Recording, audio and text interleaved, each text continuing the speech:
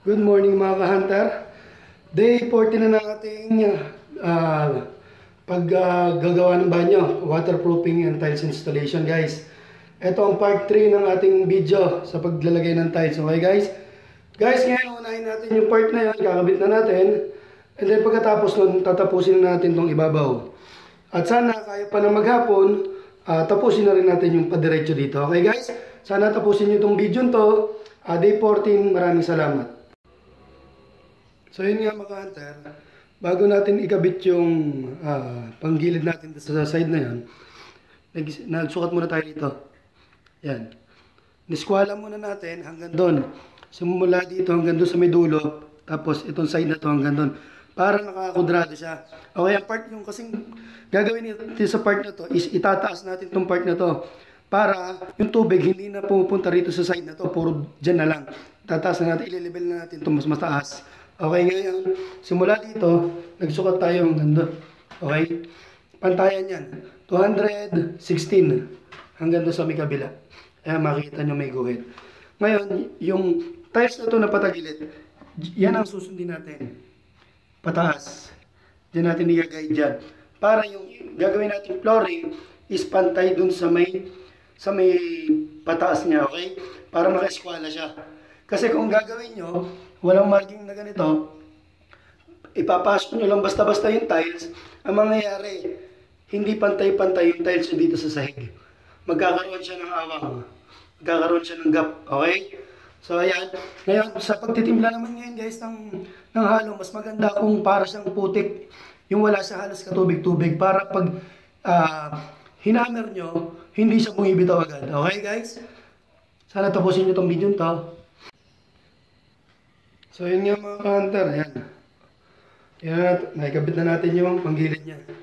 So ang ginawa natin, di ba kanina pinakita ko sa inyo, simula dito sa harap ng pinto hanggang doon sa dulo ay sinukatan natin siya. Ngayon, sinukatan naman natin simula dito sa may pader na to, papunta rito. Sinukatan lang natin siya ng 91. Ngayon, bakit sabihin nyo may gutal pa? Yung uno is para sa spacing ng tiles. Okay? Kasi yung 30 by 30 ang gamit natin, kung di-divide mo sa tatlo is 90. So kakasya ngayon yung tatlo dyan. Nakakudrado ngayon yan. Okay? Simula doon 90 hanggang doon. 91 pala, 91. Simula din doon hanggang doon is 90. Papunta dito. Okay? Para yung tile, sakto-sakto. May spacing pa sa uno. Okay?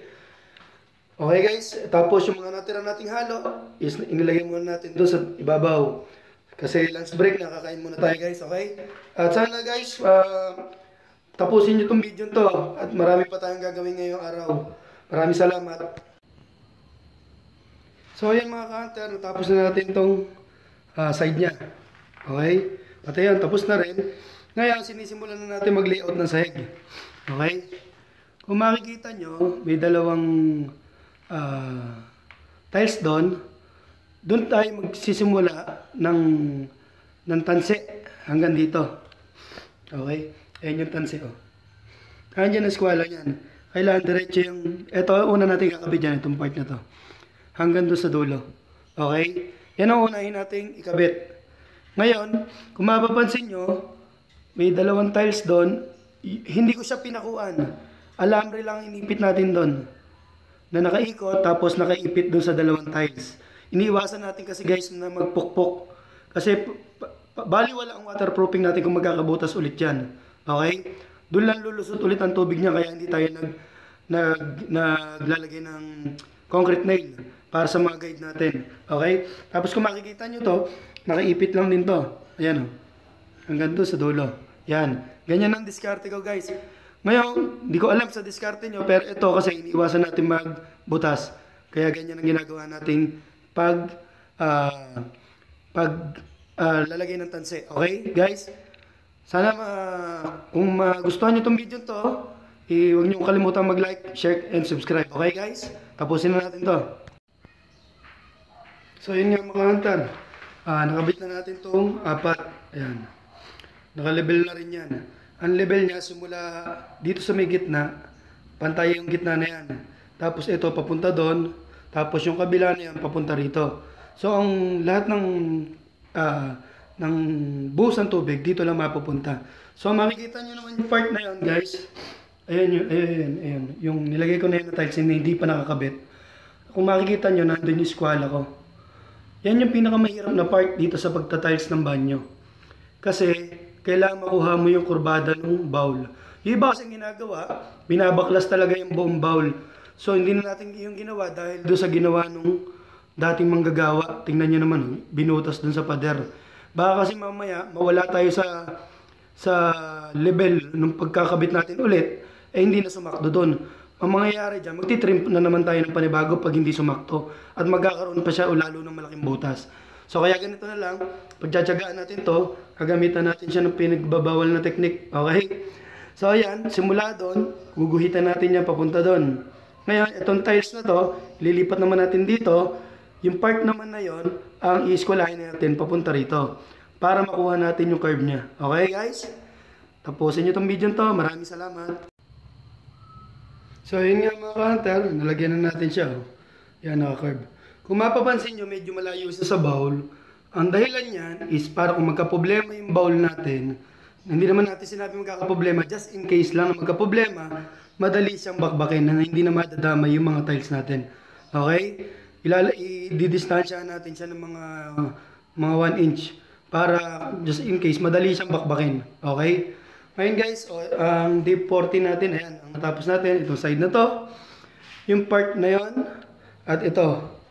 So bukas, tingin ko naman sa day 15, tapos na tayo rito. Tingin ko naman kakayanin na kasi ilang tiles na lang naman, tsaka yung pang ibabaw na lang nito. Medyo, ang maproseso lang dito, cut ka ng cut, pero mabilis na yan. Kaya na siguro to bukas, para hindi na tayo abutin ng day 16. Sa day 15, pipilitin natin ito matapos. At yung sa mga beginners pala, mga ka-hunter, once na alis kayo sa project nyo, pilitin yung linisin muna yung tiles. Kasi kung yan may mga patak-patak ng semento, kinabukasan mahihirapan na kayong bakbakin yan. O kung mabakbak nyo man, abala pa, di ba? At least, pagbalik nyo bukas, sa project nyo, malinis. Di ba? Wala na kayong babakbakin. Ginagamitan ko lang siya ng foam, tsaka tubig, para malinisan natin bago tayo umalis ng project. Para malinis yung ating trabaho. So yan mga ka-hunter, sa day 15, pipilitin natin itong matapos at para mapaupahan na nung may-ari. Okay? Parang pumatak lang tayo ng 2 linggo sa paggawa nitong banyo na waterproofings, bagbag, tapos tiles, lahat. Tayo lang gumawa, mag-isa. Pero kung may katulong tayo, siguro mga ilang araw lang to. Pero at least, hindi tayo nawawala ng trabaho, di ba? Kahit sabihin nyo nga guys na talo kayo sa pakiyawan, kahit magtagal, ang importante, babalik at babalik sa inyo ang kliyente nyo. Basta maayos ang trabaho nyo. Guys, maraming salamat mga ka-hunter. Kita-kits na lang sa day 15. Bye-bye.